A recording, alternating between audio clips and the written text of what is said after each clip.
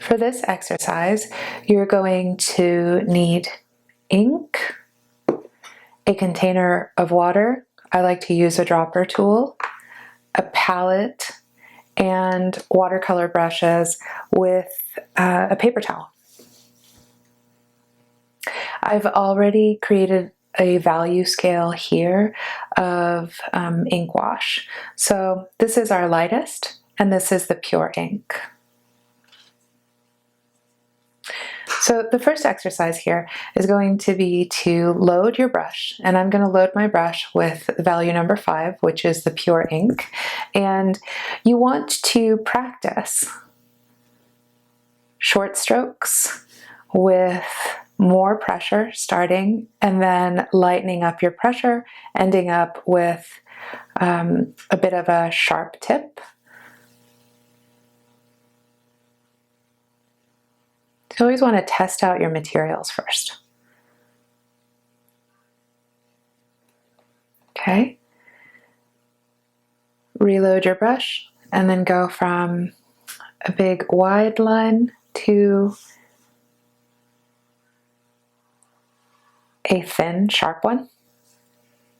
So pressing on the side, skipping a little bit, and lifting up until you're working just to the very tip of the brush. Then laying the line and trying to keep it very straight. And going to a point.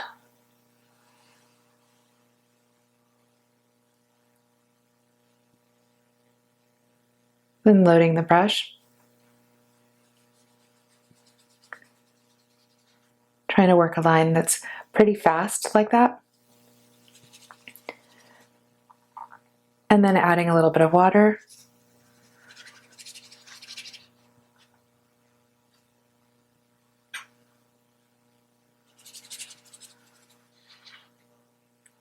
Okay. And then you want to do the very same thing with the smaller brush.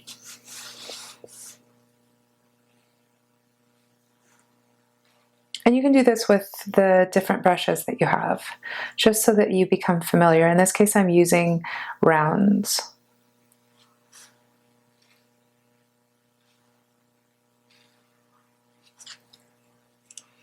And then you'll really get a sense for which brushes your hand really likes. And also what direction you like to work in.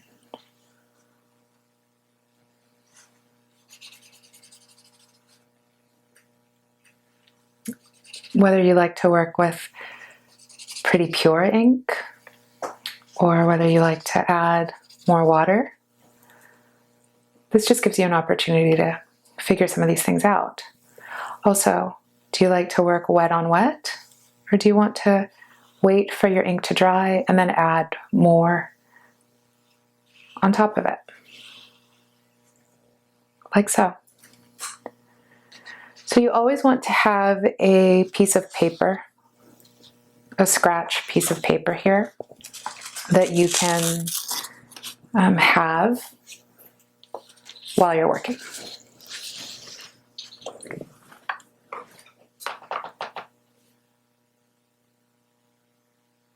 So here I've already applied one coat or one layer of wash number 1, mostly because I wanted it to be dry. So now I can apply a second layer. And what I'd like to happen here is I want to create a value scale. And you want to make it fairly easy. I think it's easiest for students to work with 3 steps or 4 steps. I'm going to test my color. We always want to test our colors relative to one another. So this number 3 actually feels very close to number 2 that I put in here. So I might need to come back to that one and add another layer. A little bit of a bleed there, that's okay.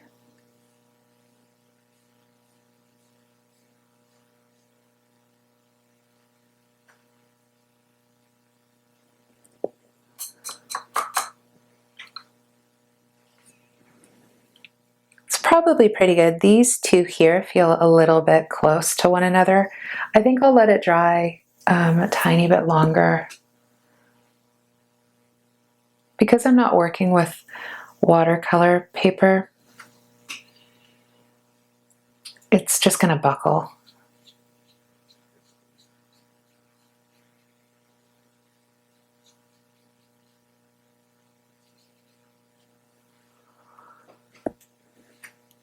That's pretty okay.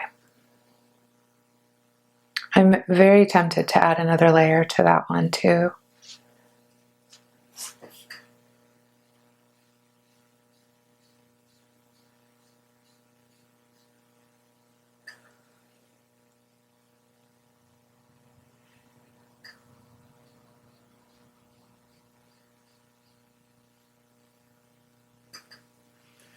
Okay, I think I'll leave it at that.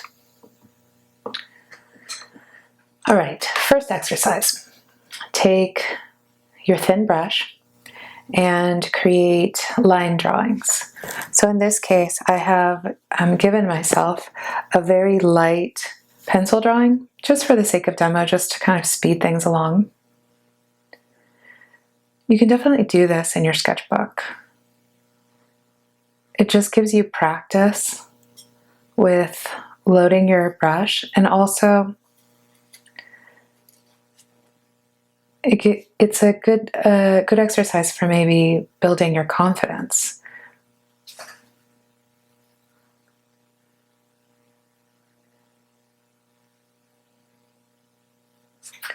You can play around with the pressure of your mark, so really pressing down on your paintbrush to create line weight variation, so thick to thin line.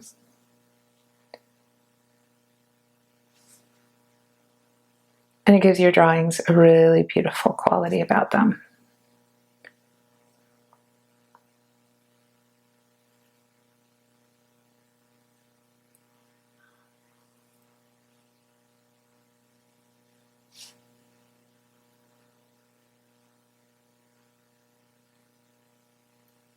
It's okay to skip your line as well, to not have a continuous line all the way through. It adds nice energy to the drawing.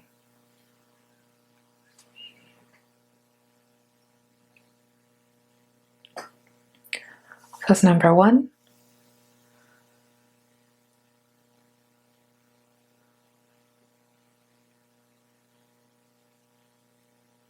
Working with a small brush gives you the opportunity to build or start with a very thin line, and then you can always add thicker lines on top of that.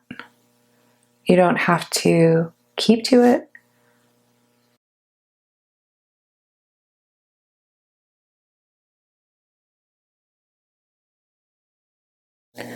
Once you get comfortable with the brushwork, then you can just start drawing directly with the brush without a pencil drawing underneath. The nice thing with something like this is that because I've given myself guides about where the shadow is, I can give myself mapping of the shadow on the body, and then later I can add the shadow on top of my drawing.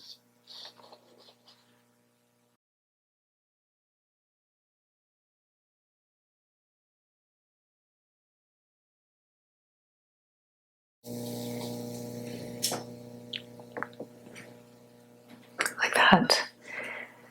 And then we can go into bigger brush, and we can definitely draw with or paint in higher contrast darks. So in this case, I'm going to travel along the upper leg, lower leg, to the foot. And I'm going to use the broad side of the brush in order to fill in.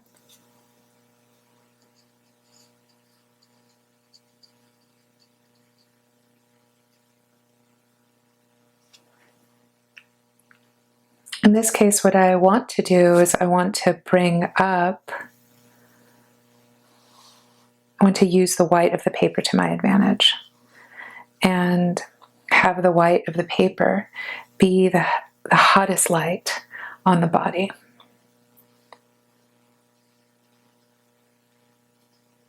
So like here, I'm putting in the shadow on the back side of the body.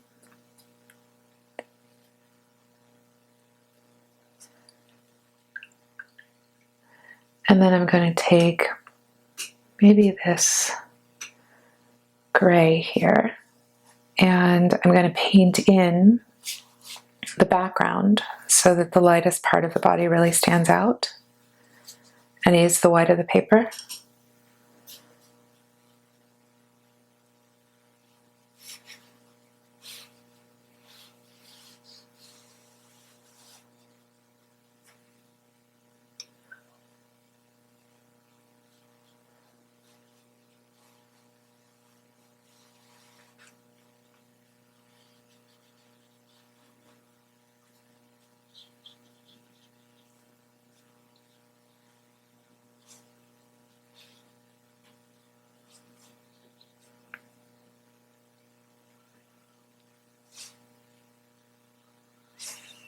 Then it becomes just this quick abbreviation.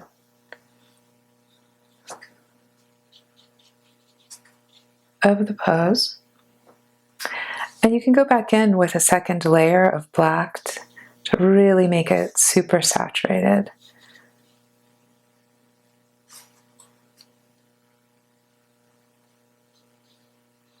Because the paper is really eating it up.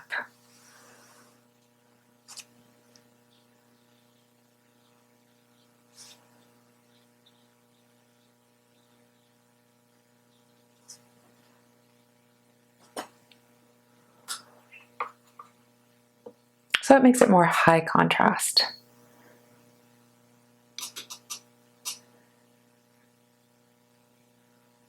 Now on this figure, I'll start with the middle, kind of a middle gray.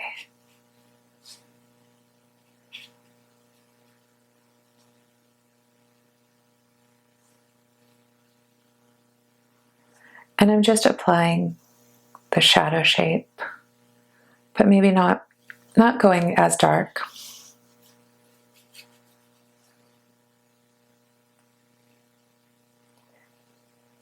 I don't have a heavy outline around the body, and I'm not too worried about staying within boundaries or within the lines.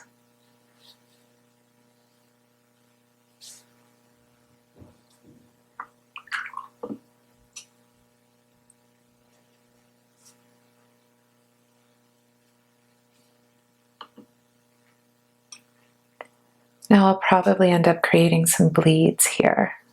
It's just more expressive. I'm okay with that.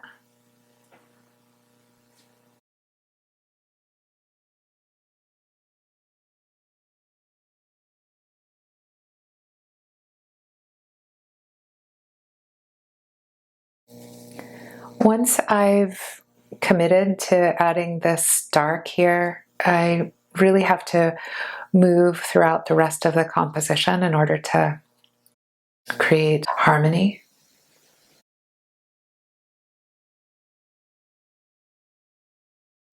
And you want to be very sensitive to what is working in a drawing.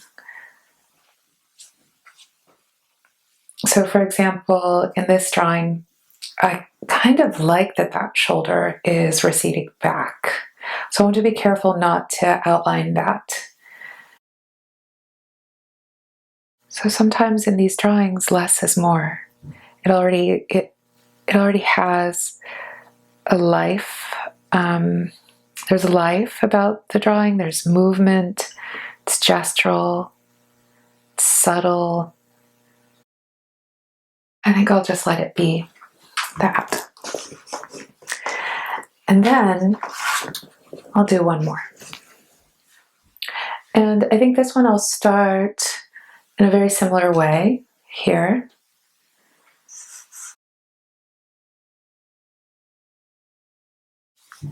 I've already given myself a map of where the shadows are, so I can be more trusting in the placement of the marks.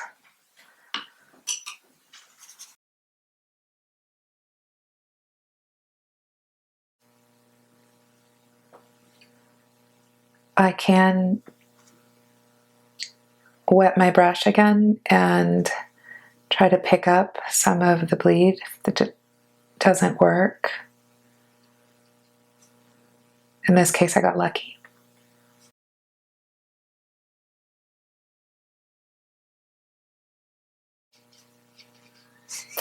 The paper is really super wet, and so I just need to give it a little bit more time.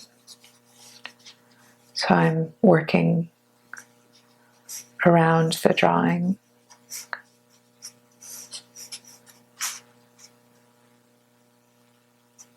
To buy myself time.